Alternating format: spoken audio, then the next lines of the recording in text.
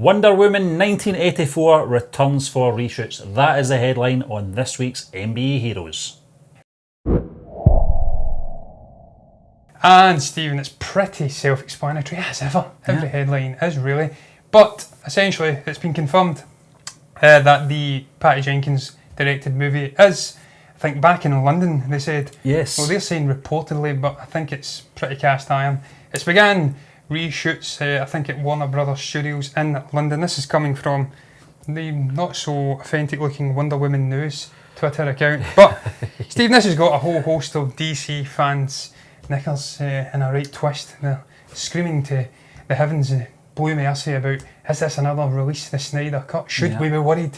Panic is setting in. I feel like I should have a perm with a moustache saying calm down, John, because listen, we were talking only a couple of weeks ago with the in regards to the Rise of Skywalker. The Rise of Skywalker's reshoots, and we were pretty calm about that, big Star Wars fans here. If you didn't know, we're also big Wonder Woman fans, and we are not panicking here at MBE. No. Believe me, because this is a common thing now. There is a bit in the article, John, Patty Jenkins regrets, I think it was something to do with the release date in the article. I think she wanted to release the film a little earlier. I think it was maybe the same time as the original film, round about, I think it was June, I think it was. Obviously it did well that month in the year it was released. I think it was one of the most successful DCEU movies, Stephen, at that time. But to be fair, November seems to be a good month for them too, with the likes of Aquaman, which came out last year, around about that time.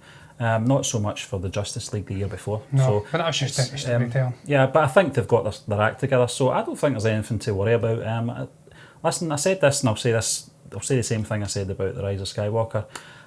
As long as they're doing it for the right reasons, and mostly that's what you do reshoots for the right reasons. So they've got the time, so why not? Why not just touch it up, polish it off, and let's have another great Wonder Woman film. I'm on board for that, Stephen. As you did say, we have plenty of time. June 2020. Yeah. Just under a year away. Yes. So I don't understand the wailing to the heavens is this another Zack Snyder disaster, Josh Whedon, Warner Brothers interfering thing again? I never really understood that anyway, Stephen. Snyder had a personal tragedy. He had to leave the shooting of the movie. Josh Whedon came in. Yeah. We did hear about, obviously, Warner Brothers perhaps meddling in the affairs of the Justice League movie, about the tone. It was too dark and they wanted too light, I can't recall, but they wanted to change the tone. They wanted to shave off some time off of the running time. I don't think this is the same here with obviously Patty Jenkins. I think she has pretty much assumed her throne, if you like, in terms of filmmaking with Warner Brothers in the DCEU after that very, very enjoyable first Wonder Woman movie. She is probably impervious to criticism. She can probably do whatever the hell she wants. And if she thinks the movie needs some tweaking, perhaps it's not looking quite as good on the screens as it did on the script, perhaps something needs slightly adjusting, perhaps it's just one scene, as they do say in this article, between Chris Pine and Gal Gadot, and she just wanted to go back and maybe adjust it so it better reflects her vision for the movie. Then exactly, who could criticise that? Who could have any issues with that? Stephen, reshoots are a big part of any blockbuster movie in today's day and age anyway. We've seen it with, as you did say, The Rise of Skywalker, getting back to reshoot a couple of things. We've seen it with The Force Awakens. No, it did The Force Awakens, I think it did get back. But we've certainly seen it with Rogue One, and it made for a much better movie overall. Rogue One was on course to be a disaster. Obviously, Solo as well was an utter disaster. Yeah, but Rogue One, John, Solo 1 was more to do with the change in directors, but the Rogue One seems to be the one that stands out in everybody's mind, and since then everyone panics when they hear reshoots. That film, according to Tony Gilroy, was in a state. We'll never know if it was. We'll take his word for it.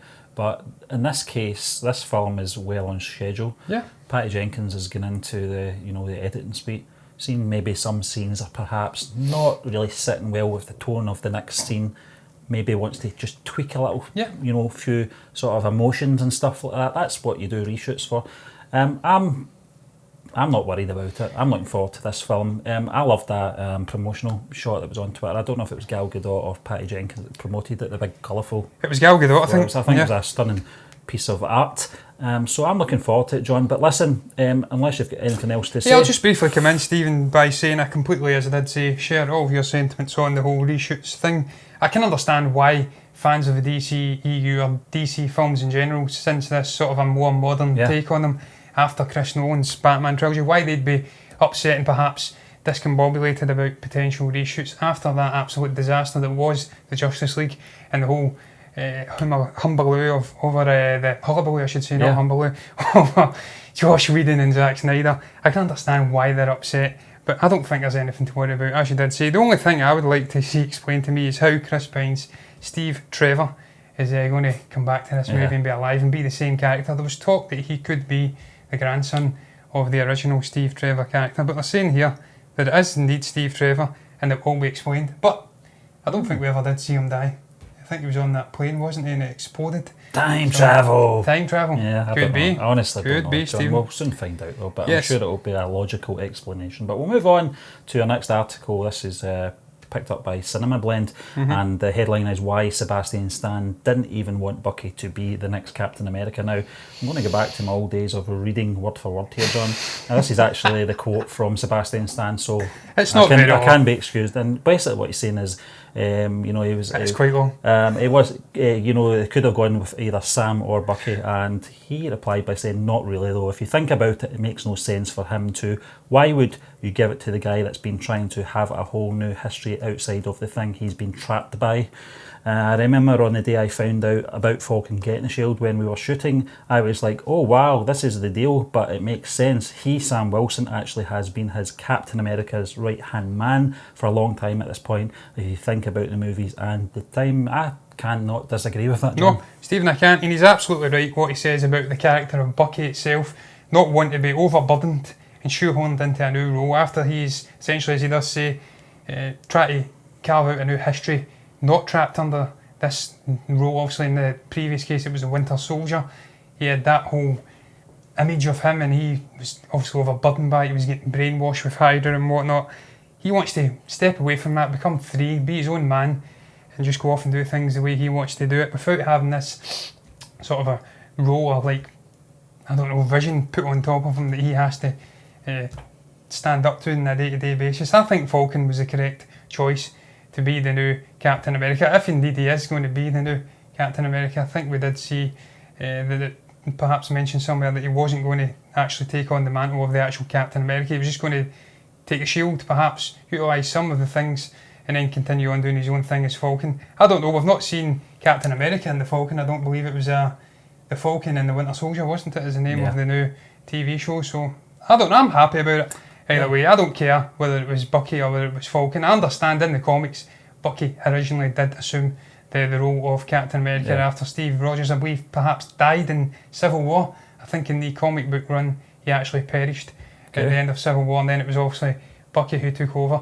But he's right, Stephen, he had too much baggage, he had too much going on with the brainwashing thing. Yeah. This is a man who's firmly just trying to get out of the traps of being this sort of a Winter Soldier figure. He's trying to carve out a new life, as I did say, without repeating myself. And I think just to have him shoehorned into another role like that wouldn't be good for the character. Yeah, I mean, we'll see the bickering between Captain America, Steve Rogers, Captain America is sort of, the sort of symbol for ultimate America, good, and the ultimate good and all that. Whereas the Winter Soldier's more of an anti-hero. He's got a lot of bridges to build. Yeah. This is one of the things, I think we may have spoke about this actually before, with his reputation, the way the world sees him as a person and what his past been very murky. So it doesn't make any sense for this incarnation of Bucky to be Captain America. I think they did the right thing. I loved the chemistry between both actors at Comic-Con as well. I thought that was probably one of the highlights, them both coming on. Anthony Mackie with the shield. And I think the lady that was hosting this part of the event actually commented on how heavy the shield was. Yeah. So it wasn't like it was some kind of cheap knockoff. I think it was actually one of the movie props. Yeah. But yeah, I mean, I'm looking forward to it. It's one of the things that I really enjoyed about watching Comic-Con and for the coverage that was on that was one of the highlights for me. And I'm looking forward to this, probably out of all of the the Disney Plus streaming TV shows. Yeah, Stephen, I absolutely agree with you. I think it's going to be fantastic. As you did say, two actors have got great chemistry. They really kind of a bounce off of each other very, very well. I love Anthony Mackie. I'm glad to see he's assuming the role. It's great for obviously black young children growing up as well, getting to see someone that looks like them on the screen portraying as the ultimate good in America. And it's much like Black Panther did for that sort of a demographic. It's going to empower them all the more. We've seen it already with Steve Rogers, also Chris Evans portraying him. So it's nice to give someone else a shot of it for a change. And as you did say, Sebastian Stan, he's absolutely right with Bucky. He's got too much baggage. The way he's portrayed in the world, it's not time for him to assume that mantle as of yet. But look, we'll see what happens. He did pass the shield to Bucky, Sebastian Stan. The way I look at it, John, is as well that in the MCU, you know, the way it's presented to us in this incarnation of these characters is that although Bucky is Steve Rogers' longest friend, I believe that you know, he's closer to Sam's certainly his most Sam, loyal. you know, and I think so. I think he's closer to him. I think that's just probably the build up of the relationship in those sort of years that, you know, both Steve and Bucky were apart. You know? And we may see in the show, Steve, and the two of them bouncing off and utilising the shield and perhaps filling in as this sort of a role model figure, and we'll see how they both operate anyway. So I'm not too concerned about it. I'm glad to see Sebastian Stan come out and says he doesn't care, he doesn't think it would have worked anyway. Maybe that'll shut up some fans who are perhaps. Well, I think that was the other reason he came out and said it, John, because I think there has been a bit of negativity, you know, from certain you know, corners of the globe that don't want to see a black actor, a black character taking on that role, sadly. It surprised me, Stephen. But deal with it. Yeah, and we're going to continue on about a certain demographic in the MCU fandom, whinging about films and directions and creative choices and not being happy about it. This one's all about Shang-Chi, Stephen, and also the Legend of the Ten Rings. Some Chinese fans aren't happy about the MCU film, John.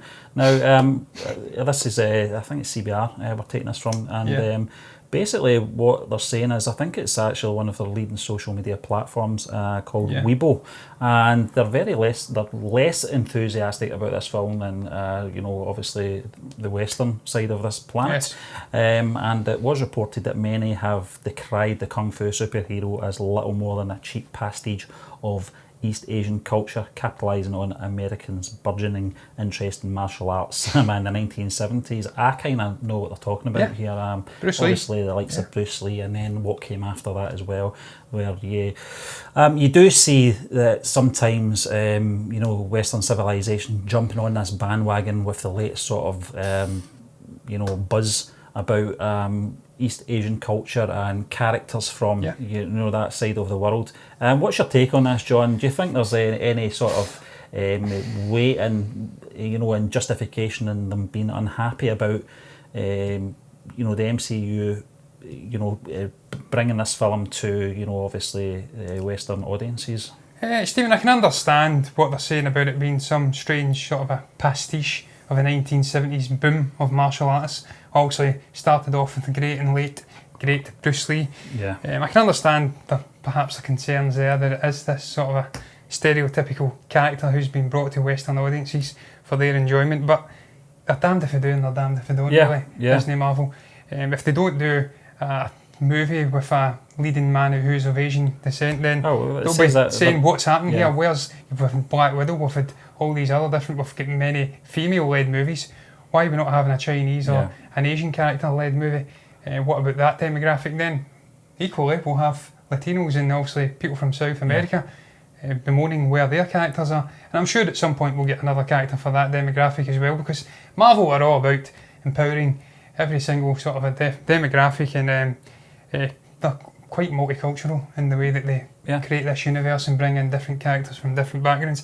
I can understand why they're perhaps upset, but at the same time, I don't know much about Shang-Chi, first and foremost, so I can't lie. It was originally planned as an adaptation of the popular television series Kung Fu. Now, this is the television series that was, I think there was inspiration from an idea from Bruce Lee, but him, you know, being of his descent, wasn't picked for the leading role. It went to David Carradine, as we know.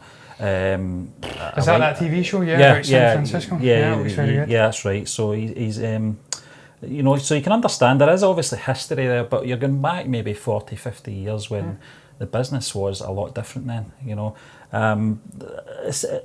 I understand, I can see it from both sides, to be honest with you, because this is a character, this was announced, John, we were talking about it maybe about 2-3 months ago, before they even, they got the, you know, the cast announced, and it was one of those films, just because of our, it sounds like we're jumping in the bandwagon when I say this, but our love of, you know, Asian cinema as well, and to bring that into the MCU excited me, you know, but after reading this, I do get where they're coming from. Yeah, Stephen, certainly when you go further down the article, when they actually go into great depth about the origins of the Mandarin, who will be played by the Hong Kong actor Tony Leung. I don't know how to say that name, sadly. But apparently he is portrayed as this East Asian caricature representing communist Chinese menace. So he is the bad guy, and he's actually of Chinese Hong Kong descendancy, and he's playing the traditional antagonist figure, whilst Simu Liu, who is actually Canadian with Chinese heritage, is playing Shang-Chi. And again, they may have a point. Perhaps the way they're skewing this movie, it's going to be like the westernised Chinese actor, obviously pitting himself against the antagonistic, proper Hong Kong Chinese actor, representing the communist threat. So I can understand, perhaps they're not too pleased about that, but purely for me, being selfish, I'm just happy to see a martial artist movie hitting the MCU with two apparently really good actors. I've never heard of Simu Liu, but apparently he's very good. He's perfect for the role, clearly, because Kevin Feige and Disney Marvel have cast him. Tony Leung, apparently very, very good as well. I'd have to look back into his filmography. Can't lie and say I know much about him. But I'm just excited to see this story playing out. I can understand their gripes, as I did say, Stephen, but Marvel, Disney, they'd be damned if they did and damned if they don't. If they don't create the story, there'll be cries from different parts of the fandom saying, we need this movie, where is it, why has it not happened? And then when they go ahead and do it, and try their best to make it as authentic as possible, cast people of Chinese and Asian origins, after obviously the controversy with Ben Kingsley and Iron Man 3, they get absolutely pillared for it as well, so they can't really win. No, that's a shame, but I'm looking forward to it anyway. Yeah, I can't wait, John, but listen, we'll move on. A little bit of DC news here coming in. This is from one of the producers that's working on the upcoming Joaquin Phoenix Joker movie. It's Joker is unlike any comic book movie you've ever seen, says the producer, and he described this film as like a Martin Scorsese low-budget film noir crime drama. Does that surprise you, John? It doesn't, no, Stephen, because from what we actually heard about the movie, even as far back as a year and a half, 2 years ago, it was all about this gritty, dark telling of the life of Gotham City, the criminal element within the city, and now, since we've seen more and more about the movie, we're beginning to learn that it's perhaps this existential story about the Joker himself, pondering why life has been so bad to him. He's caring for his ailing mother. He's been beaten down literally again and again, and how he then fights back against the world itself. I'm not surprised at all. I'm not too fussed even to see that this is not going to follow any sort of a comic book origin. It's going to be unlike any other movie in the genre that we have ever seen. I think it's a perfect character for it. The Joker is such a different and incredible multifaceted character with such a, I want to say ambiguous, but it's just like it's got a strange origin. It's fractious. You see various different turns of what could have happened. The Jack Napier one, you've got the traditional one where I think he got flung in the vat of acid. Then I think the Napier one was he actually killed the Waynes, didn't he? And he was involved in some way. The one with the Tim Burton one, Jack Napier killed the Wayne, the parents. So he's got so many Joe different Chill, figures. Obviously, in Batman, the Dark Knight trilogy. So as you said, there's different versions of this. So there's scope, Stephen, to retell the story. Exactly, and it's one of the things I love about this character, John, that he's not got any boundaries or restrictions.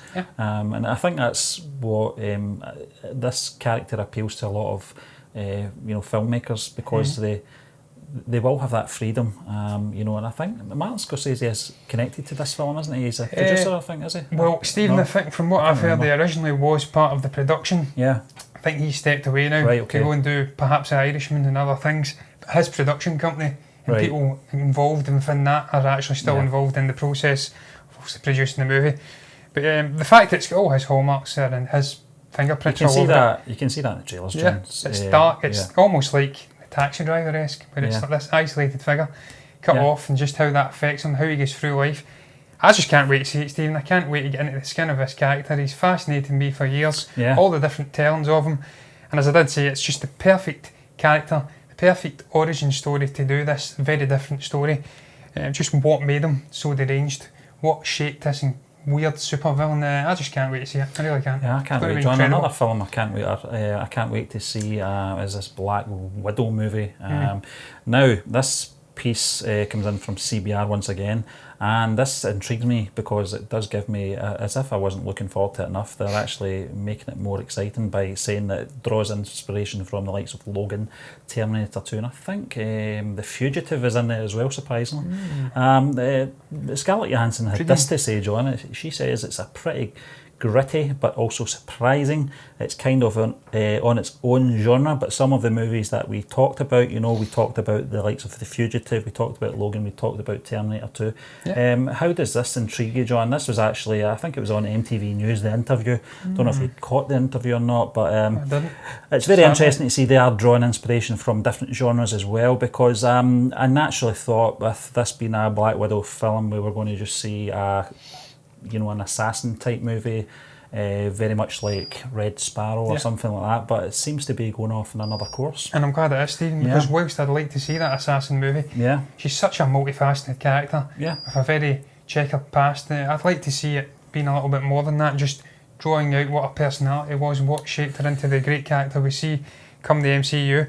I'm excited for it, Stephen. I like the choice of movies it's drawing inspiration from. Logan's also a very dark, melancholic movie. It's sort of like jungling existential questions and whatnot, with obviously Charles Xavier and Logan himself. It's an intriguing concept. I don't know how that would fit into Black Widow, because she doesn't die, and perhaps, as you said before the show, may go forward to her death and flip-flop all over the place. I've got to be honest, John, I actually thought what they meant by that, drawing inspiration from Logan, was taking a genre like they did with Logan. They took that sort of western gritty sort of genre. Could be. And I'm just wondering, I'm not saying they're going to make the Black Widow a western film by any means, but taking a certain genre and sort of making it in that style. Yeah. Who knows? And obviously Terminator 2 is intriguing, Stephen. That's an action-filled time travelling movie again. Perhaps we will see, not actual time travel, but multiple timelines going off and viewing her. Because as I've seen time and again, Stephen, in various different articles, it's slightly contradictory. Some will say that it's set in the 90s, when she rises and escapes from the clutches of the KGB. And then others are saying that it's set between Civil War and I think Age of Ultron. So perhaps we'll get a combination of the two. Yeah. We'll see her rising out from the clutches of the KGB and from the Soviet Union or whatever it is at that point. And then we'll see her slightly later between Civil War and Age of Ultron. Then perhaps we will go forward and view something later on, closer to her death. It could be layered that way, John, where you're getting 3 different timelines, different eras, I should say. Cool. So I think it would work, and I think that might actually explain why there's there was another movie, wasn't there? Contradictory reports in regards to where this is set. Yeah. Because I did hear that as well. I did hear that it was going to be sort of our early years, and then I did hear it was going to be set between Civil War. But I don't know. I'm looking forward to it. I want to see where they take this character. We know where she ends up, obviously, but just to build on the character that we know and love, because for someone that's not naturally gifted with superpowers or anything like that, she was one of the most intriguing, along with obviously Hawkeye, one of the most intriguing characters in the MCU. Yes, and very influential, Stephen, in the events of the MCU and also saving the entire universe. But the one thing I'll finally add, Stephen, the most intriguing inspiration for me that's come out of this article is the mention, as you did say, of The Fugitive and what that could mean. Yeah. With her obviously on the run from perhaps the USSR or whatever, the Soviet Union. But I don't know how old this character is. Yeah. Maybe she's 50 years old and it is the USSR. I think they broke up in the early 90s. Early 90s, yeah. So it could fit. Yeah. The concept, we do know that David Harbour is playing the Red Guardian, who is the Soviet equivalent of Captain America.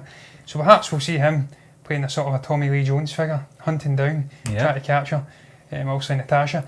That'd be very intriguing to me. Just what that conjures up in my mind as well, Stephen, a potential Fugitive meets Logan meets Terminator movie with Black Widow at the heart of it. And we know we've got a great cast. Florence Pugh, Rachel Weisz is in there. So I'm very excited for it too. I'm glad to see that Scarlett Johansson is going to get a chance to helm her own standalone MCU movie. It's a great character. She's a great actress, arguably one of the best, if not the best in the business today, and she fully deserves this story. Well, I'll make a prediction, John, here, just when you were talking about Terminator 2 there. Yeah. I think you're going to get this. What was the character called? The sort of the Soviet Union's version Red of Guardian. Red Guardian. Yeah. I think that's going to be playing similar to Robert Patrick's Terminator. Mm-hmm. Scarlett Johansson's going to be T-800 protecting probably Florence Florence Pugh's character. Apparently she's a sister-like figure. So I think there's going to be like a double chase going on where the good and the bad person are going to be sort of pursuing this character that Florence Pugh is going to be playing. Very exciting, Stephen. I just Very know much that like Kevin John Feige... Connor. Yeah, John Connor. Is he going to be in it? The John Connor of the Black Widow. He's certainly not in Dark Fate, Stephen, so who knows? I don't know, man. Listen, that rounds up this week's MBE Heroes. We'd just like to thank you once again for joining us, and we will be back again tomorrow with MBE Movie News.